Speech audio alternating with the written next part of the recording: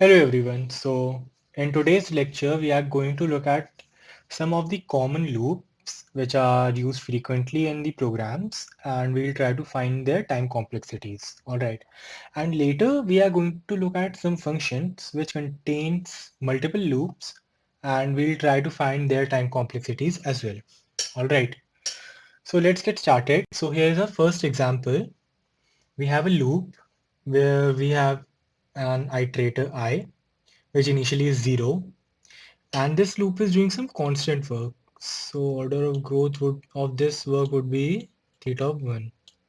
All right. And after every pass, we are incrementing I with the variable c. All right. And this loop will run until I becomes more than n. Okay. Now if we do a dry run of this code, then what would be the values of I for this case if n is 2 and c is if n is 10 and c is 2. So initially I is 0, we'll enter in the loop, we'll do some constant work, and after that we will increase our I. I will now become 2, and similarly I'll become 4, then 6, then 8. After 8 we'll enter in this loop, we'll do some work, then we'll increase I with a plus 2, it will become 10, and then this condition won't be satisfied and we'll come out of this loop. So how many times this loop have run? It would have been run for 1, 2, 3, 4, 5 times, right? Now let's look at this example when n is 20 and c is 6. So what would be the values of I? Initially I is 0, so we'll enter in the loop, we'll do some constant work, and then we'll increase I by 6. So I would become 6. Similarly, it will become 12, then 18. So when it becomes 18, it will enter in this loop, it will do some constant work, and then we'll increment I with 6 and it will become 24, right? And then this condition would be violated, then we'll come out of this loop again. So how many times this loop have run? 1, 2, 3, 4 times, right? All right. So pause this video for 2 minutes and think how many times this loop would run in terms of n and c. All right. So by mere observation, you can say that this loop would run for n by c ceiling. This loop would run for ceiling of n by c. All right. Now, if you are wondering what is the ceiling function, so suppose n by c is an integer, is a fraction number. All right, so 4 point or 5 point something. So what this ceiling function does, it returns the value of integer which is just greater than n by c. All right. So we can use this example. What would be the value of n by 6 here? 3 point something, right? Hence, the ceiling of 3 point something would return the integer just greater than that which is 4, right? And if n by c is an integer itself, then the ceiling function won't do anything. All right. For in this case, here n by c is what? 5. Hence the loop would run for 5 times. All right. Now if we talk about what would be the time complexity, then ceiling of n by c means that plus minus some number, right? So that would be a constant. So if we find the order of growth, that constant will be ignored. This c constant term will also get ignored. So order of growth would be n. Hence time complexity would be theta of n, right? That's how we calculate time complexity and order of growth, right? Now let's look at this example. Alright, so what we are doing here, we have made a loop. We have initialized our iterator as 1. We are doing some constant work inside this loop, theta 1, right? Then after every pass, we are in- increasing I by multiplying it with C, which is a constant. And this loop will run until I becomes more than N. Alright. Now if we want to have a dry run, we can use this example. N is equal to 33 and C is equal to 2. So initially I would be 1, right? So we'll enter in this loop, we'll do some constant work and then we'll increase I by multiplying it with C. C is here 2. So I will now become 2. Similarly, after second pass, it will become 4, then 8, then it will become 16, right? Then 32. Then when it becomes 32, we'll enter in the inside this loop. We'll do some constant work. Then we'll increase I to I into C, which is 32 into 2, 64. Then we'll check this condition I less than n, which is not satisfied, hence we'll come out of this loop. All right. Now, how will you find that how many times this loop runs or what would be the order of growth? All right. Now, if you do 3 or 4 examples by yourself and try to find a pattern. If you're successful in finding the pattern, you will see that this loop is running for log n base c. This is the number of times this loop is running. Now, if you're not able to find this, that how this term is coming, we'll prove it mathematically. All right. Now, if you have to, suppose we have to write I in terms of our constant c. So initially I is 1. So we can write I as c raised to power 0, right? Then I becomes 2. Then we can write I as c raised to power 1. Then I becomes 4, which is 2 raised to power 2, meaning c raised to power 4. Alright, and this is how this goes till suppose any variable k, which is, suppose this loop, run for what? K times, right? Now if we find the order of growth of k in terms of n, right? If we found the order of growth of k in terms of n, that would be the time complexity of this loop. Alright. So how to do that? So we can see that this is going to be the last term of our this series, or c raised to power 0, c raised to power 1, c raised to power 2 till c raised to power k minus 1. All right. So what we'll do is that we'll use this condition, which is I less than n. That means c raised to power k minus 1 less than what? N. Right. Now what we'll do here is we'll take log on both of the sides of base c. So log here would become, k minus 1 log base c raised to power n, right?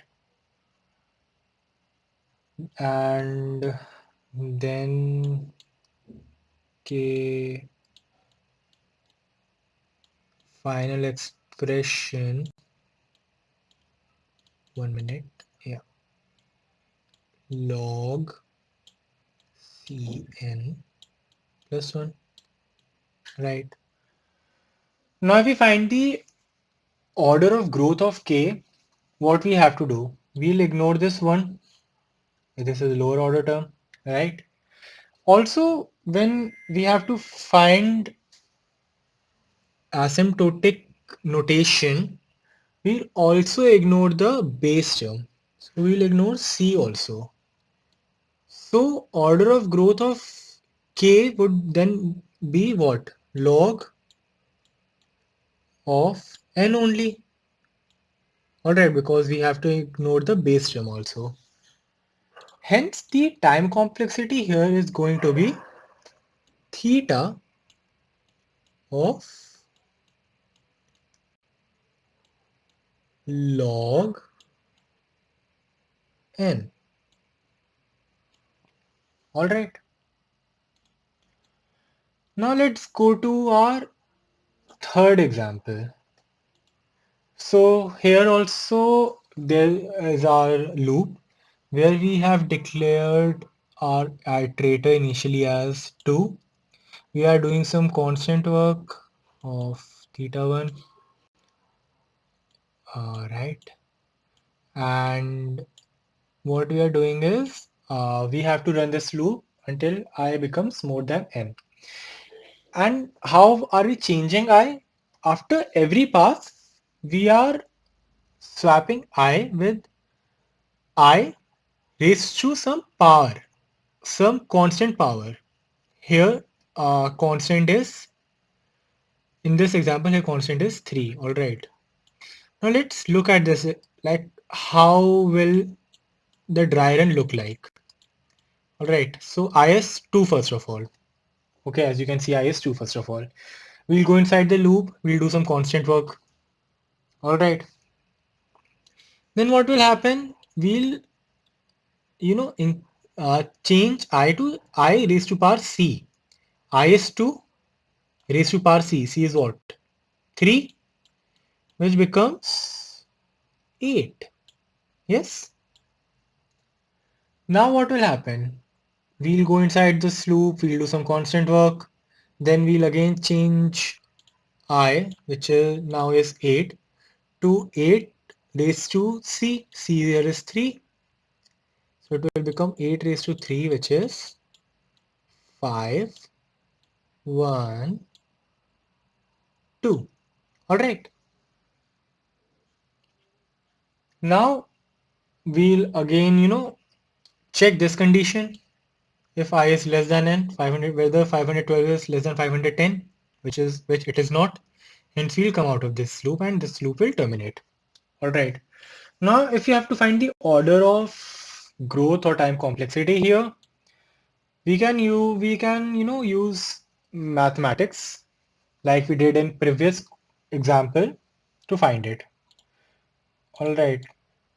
So for that, what we have to do, we have to write I in terms of C. So initially, what is I first of all? 2, right?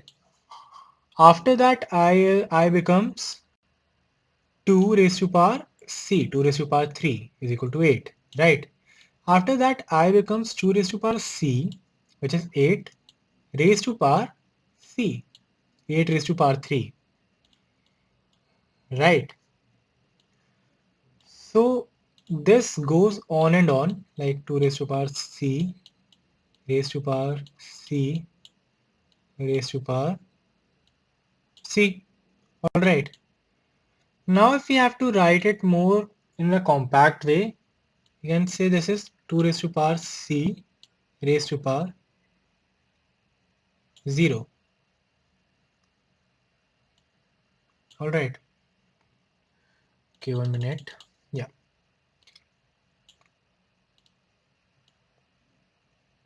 2 raised to power C raised to power 0. Yeah, this one is looking nice. So C raised to power 0 is what? 1 and 2 raised to power is 1. So this and this term are same. Another term we can write as 2 raised to power C raised to power 1. C raised to power 1 is C and 2 raised to power C is 2 raised to power C. These two terms are similar. Similarly, next term we can write as 2 raised to power c raised to power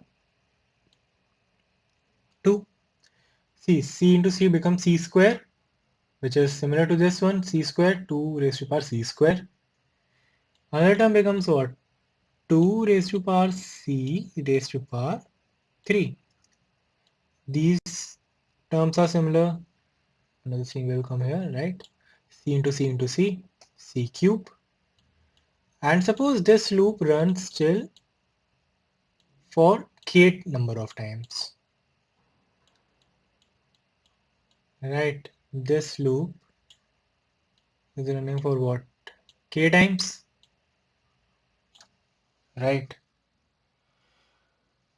Now if we find the order of growth k in terms of n, we say that would be the overall order of growth of this loop, right? So we'll see this last number and we'll use this condition for it. So what will happen here is that it will become 2 to power c raised to power, k minus 1 less than n, right?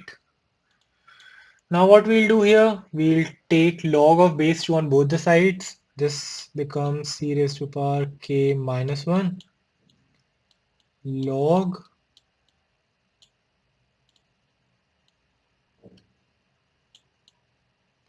base 2 n. Then we'll again, take log of base c both the sides. Then it becomes, k log c log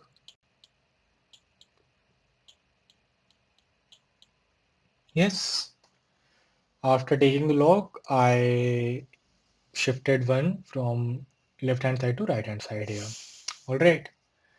Now what we have to do, we have to ignore this lower order term 1, and this would be the time order of growth of k. Here we'll ignore the basis, as I told you earlier in asymptotic analysis we ignore the basis. Hence the overall time complexity would become what? Theta of log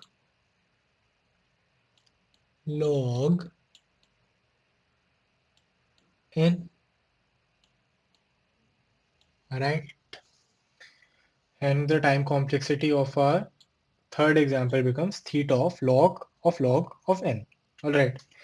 So I hope that um, you are able to now able to find the time complexity of these common loops on your own, because these are going to be very helpful for your future programs, because these are very common loops. All right. Now let's talk about multiple loops. All right. So in this, we are going to study about multiple loops. So suppose this is our first example. We have a function, void func, which takes n as input. All right. Now what's happening here is that we have a loop, we have another loop, we have another loop. So these are subsequent loops. So by subsequent, I mean that first this loop is running, it is doing all its work, then it is terminating. After which this loop is going to run, it is going to do its all of its work, and then this is going to terminate. Then this loop will work, it will do it all of its work, and then it will terminate. All right. So in such loops, what we do is that we add the order of growth of all the loops. Suppose here the loop is what? I is 0, I less than n, I plus plus. I plus plus means I is equal to I plus 1. So we have seen the growth of this loop, which is what? N, right? Now here is this loop: I is equal to 1, I less than n, I plus plus, I into I is equal to I into 2.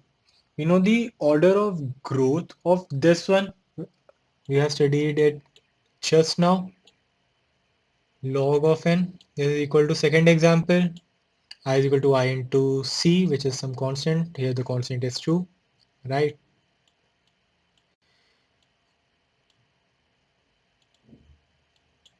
And if we see this loop, so as you can see, this loop is not dependent on n, which is our input. Hence, this loop is going to be of constant order of growth. So for constant, I have written 1, or you can write c or anything, all right, but I have written 1. Because see, whether n is 100, n is 1000, n is 10,000, this loop is every time going to run for 99 times, right? So this is going to be our final order of growth of this loop, which is n plus log n plus 1. Now, if we have to find the time complexity, what we'll do? We'll ignore the lower order terms. 1 will get ignored, log n will get ignored, only n will remain. Hence, time complexity becomes theta of n. Easy? Yes. Now let's look at this example. Here also, like, this is inside a function void func as we declared above, and we have passed input as n. So this is, here you can see there is nested loop. By nested loop I mean a loop inside another loop. See, this is our first loop where we have declared a variable I, which is 0, which is initially 0, and it will run till I become more than n, and after every pass we are incrementing it by 1. All right. Now inside this loop we have another loop. All right. Here we have another iterator for this loop j, which is initially 1. We are running it until j becomes more than n, and after every pass what we are doing, we are increasing j by a constant, by multiplying it by a constant, which here is 2. All right. So what would be the time taken by this loop n? Yes. What would be the time taken by this loop? Log of n? Yes. Now in case of nested loop, what we do is that we multiply the time taken by first loop into time taken by another loop. Hence it would be this. Alright. And you can see it logically also. We are doing some constant work inside this loop. So this loop will do some constant work for log n times. And this loop is going to run for this number of time n times. So it is going to be log n plus log n plus log n till n. Hence it would be n log n, right? Hence the time complexity here would be theta of n log n, right? So I hope this is also clear to you. Analysis of multiple loops and how to find time complexity in subsequent loops or in nested loops. And please try to understand it thoroughly, because this is going to help you a lot in future upcoming programs when you have to find the time complexity of different algorithms. All right. So on this note, I'll end the lecture today.